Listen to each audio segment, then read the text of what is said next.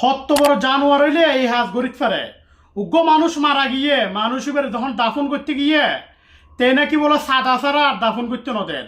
এটা কি মানুষ নাকি জানোয়ার? এটা কি মুসলমান ঘরের সন্তান নয়?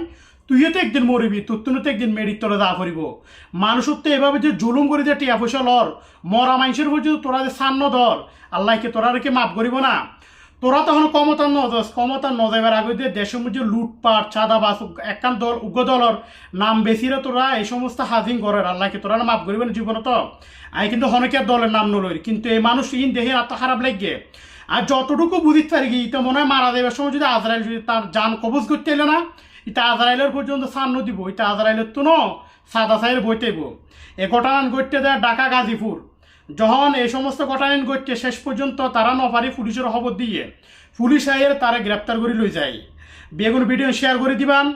যারা লুটপাট চাঁদাবাদ এ সমস্ত ইনের সাথে জড়িত, আল্লাহ তারা হেদায়েত দান করুক, বুঝার তৌফিক দান করুক। আসসালামু আলাইকুম।